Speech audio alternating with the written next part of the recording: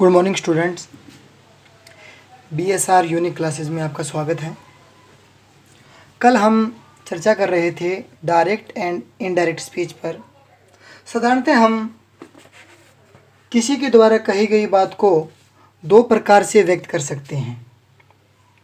वक्ता के द्वारा कहे गए शब्दों को ज्यों का त्यों लिखकर या बोलकर, या वक्ता के द्वारा कही गई बात को अपनी भाषा में लिखकर या बोलकर। जैसा कि यहाँ मैंने आपको सिखाया, डायरेक्ट यानी प्रत्यक्ष यानी सामने होता है। इनडायरेक्ट स्पीच अप्रत्यक्ष कथन होता है जब सामने नहीं होता। What is indirect speech? किसी की कही हुई बात को दूसरे को बिल्कुल उन्हीं के शब्दों में बताने का तरीका डायरेक्ट स्पीच कहलाता है। अर्थात हम कह सकते हैं कि वक्ता के द्वारा कहे गए शब्दों को ज्यों का त्यों लिखकर या बोलकर कहना डायरेक्ट स्पीच कहलाता है। अब आगे यदि हम चलें तो व्हाट इज इनडायरेक्ट स्पीच? किसी की कही हुई बात को अपने शब्दों में बताने का तरीका यानी इनडायरेक्ट स्पीच कहलाता है। इन बातों की पुनरावृत्ति मैं इसलिए कर रहा हूँ कि ताकि विद्यार्थी अपने पूर्व ज्ञान से जुड़ जाएं। जैसे कि सेंटेंस है, Ravi said to me. Ravi said to me, Ravi ने मुझसे कहा।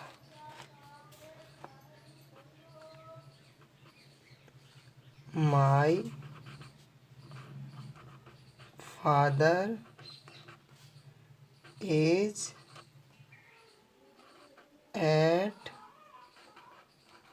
home. Ravi said to me, my father is at home.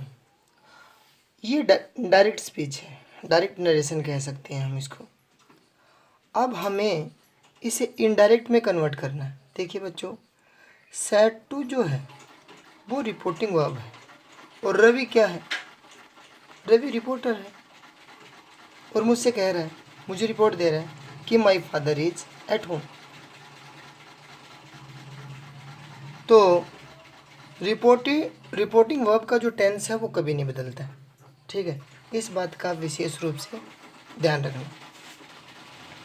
अब देखो, इस वाक्य को हम बनाते हैं।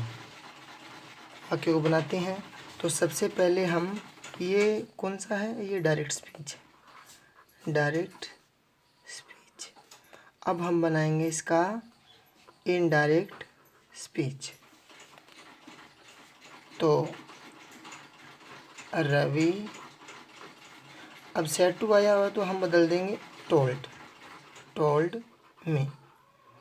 अब कुछ बच्चे कहेंगे सर आपने टेंस चेंज कर दिया। अरे टेंस चेंज नहीं किया है, ये say said tell told second form है, तो टेंस तो नहीं बदला ना। अब कोमा और इन्वर्टेड कोमा रिमूव करने के लिए हम कंजक्शन लगा रहे हैं दैट। ठीक है, दैट। अब देखिए, अब आगे करने के लिए हमें प्रोनाउन की जानकारी अति आवश्यक है। तो हम पहले तो ये देखते हैं कि ये माई किसके लिए है। तो ये बात रवि बोल रहा है, माई फादर, ये पिताजी हैं रवि के। तो ये जो माई है वो आप, ये माई है ना, इसको ऊपर लिख लो। आप दिखाई दे रहा है, ए यहाँ लिख लो, आई माई और मी, ये हमने लिख लिया, ये वाली फॉर्म आई हुई है। अब हमें पता है कि माई जो है वो रवि के अनुसार बदलेगा। रवि एक लड़का है तो रवि के लिए हम ही लगा लेंगे, ही, हिज और हिम। अब हम यहाँ पर पजेसिव रूप हटा रहे हैं, ये सब्जेक्टिव रूप होता है, ये ऑब्जेक्टिव रूप होता है। कि जो रूप यहाँ आया है कर्ता का वही रूप यहाँ लगेगा। यहाँ माई आया हुआ है तो हम माई हटाकर हिज लगा लेंगे, तो यहाँ हम कर देंगे हिज। और अब पिताजी तो पिताजी ही हैं, बदलेंगे थोड़ी। और यहाँ आ जाए, अब टेंस चेंज होगा, यहाँ पर इज है तो हम यहाँ पे कर देंगे वॉच। अब एट का एट और होम का होम। तो हमारा सेंटेंस हो गया है, रवि ऑब्जेक्ट है तो सेड टू को हमने टोल्ड में बदल दिया, टेंस वही रहा, मी लगा दिया, कोमा इन्वर्टेड कोमा हटाने के लिए हमने दैट कंजक्शन का प्रयोग कर दिया क्योंकि दोनों वाक्यों को एक करना है और हमारा वाक्य साधारण है। और साधारण और अफर्मेटिव जो सेंटेंस होते हैं उनमें कंजक्शन दैट लगता है। अब माई जो है वो रवि के अनुसार बदलेगा। चलो इस चीज़ को हम अभी थोड़ी देर बाद में समझाता हूँ कि माई जो है, तो आपको पता है ये आई की फैमिली है, आई माई मी, तो ये सब्जेक्ट के अकॉर्डिंग चेंज होता है, कर्ता के अनुसार बदलता है। तो हम रवि के लिए हम ही लगा सकते हैं, तो ही हिज हिम हो गया। अब यहाँ हम दूसरा रूप, ये माई आया हुआ है, दूसरा रूप हटाएंगे तो इसका दूसरा लगा देंगे यहाँ पर, ठीक है। उसके बाद में फादर, इज का पास्ट होता है वॉज, और एट का एट और होम का होम। ये हमारा इनडायरेक्ट स्पीच हो गया। अब मोस्टली बच्चों को ये प्रोनाउन चेंज करने में दिक्कत आती है, तो चलो हम इस दिक्कत तो हम रहने नहीं देंगे, डाउट सारे क्लियर करेंगे आज। तो यहाँ पर हम लिख लेते हैं पर्सनल प्रोनाउन।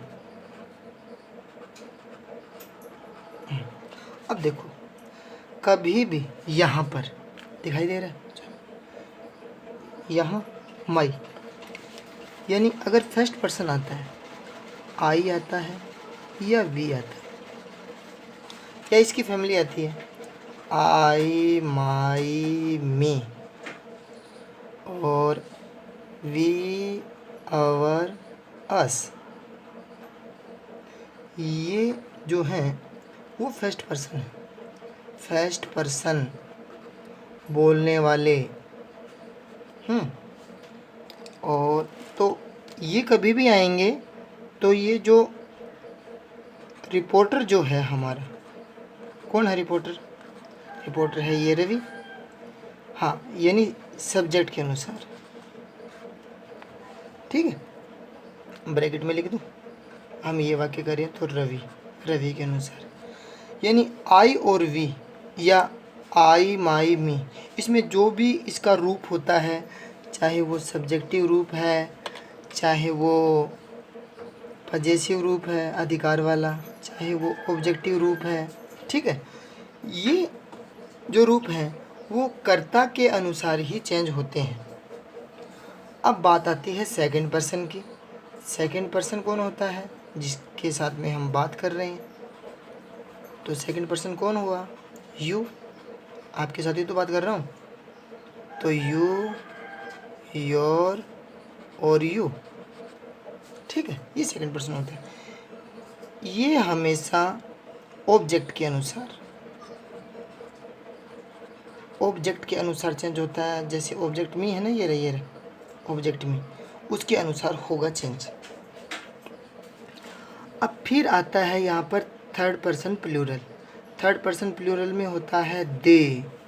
दे मतलब ये होता है थर्ड पर्सन, थर्ड पर्सन और प्लूरल, प्लूरल, ठीक है, बहुवचन होता है ये।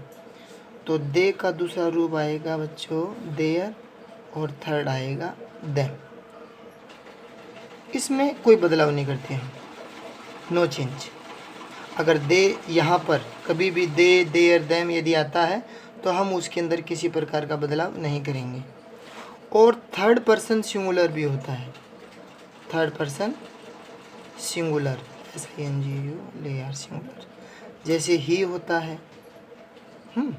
सी होता है और इट होता है, ये थर्ड पर्सन सिंगुलर है। अगर इसका दूसरा रूप आ जाए हिज, तीसरा आ जाए हिम, सी का दूसरा रूप यानी पजेसिव रूप हर, ये ऑब्जेक्टिव रूप हर, इट का पजेसिव रूप इट्स और इसका रूप इट। यदि दे, ही, सी, इट या इनके जो आगे वाले रूप हैं पजेसिव ऑब्जेक्टिव, यदि ये रिपोर्टेड स्पीच में आ जाते हैं तो बदले नहीं जाएंगे, वैसे के वैसे ही रहेंगे। अब इसे समझने के लिए एक छोटा सा आपको मैं रूल ट्रिक दे रहा हूँ।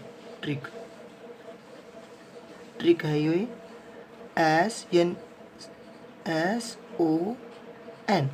यदि फर्स्ट पर्सन आता है तो सब्जेक्ट के अनुसार बदल दीजिए आप, और सेकंड पर्सन आता है तो आप ऑब्जेक्ट के अनुसार बदल दीजिए, और यदि थर्ड पर्सन आता है तो उसके अंदर आपको नो चेंज करना है। ठीक है, अब ध्यान से समझो थोड़ा। अब ये कहता है SON और 1 फर्स्ट पर्सन, सेकंड पर्सन और थर्ड पर्सन, ठीक है ना। फर्स्ट पर्सन में आते हैं आई और वी। यदि आई और वी या माई या मी, वी, अवर, अस अगर हमारी रिपोर्टेड स्पीच में आते हैं तो वो किसके अनुसार चेंज होंगे? रिपोर्टर यानी सब्जेक्ट के अनुसार। ठीक है, ये देखो फर्स्ट पर्सन है ना, आई और वी फर्स्ट पर्सन होते हैं, तो ये सब्जेक्ट के अनुसार बदले जाएंगे। और सब्जेक्ट कौन है? सब्जेक्ट दिखाई नहीं दे रहा ना आपको? सब्जेक्ट है हमारा रवि, रवि के अनुसार बदले जाएंगे। ठीक है, तो आप ये जो पर्सनल प्रोनाउन का ये जो चार्ट है, टेबल है इसका, इसको याद कर लेना, क्योंकि इसके बिना हम गलतियां करेंगे। अगर ये हमें याद हुआ अच्छी तरह से, फिर हमें इसका प्रोनाउन चेंज करने में दिक्कत नहीं आएगी। ठीक है बच्चों,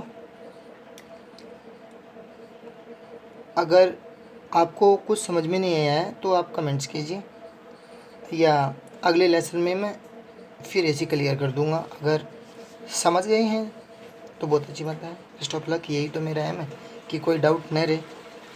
अगर आपको कोई भी डाउट है तो आप कमेंट कीजिए, मैं समय मिलते ही आपके डाउट क्लियर करता हूँ।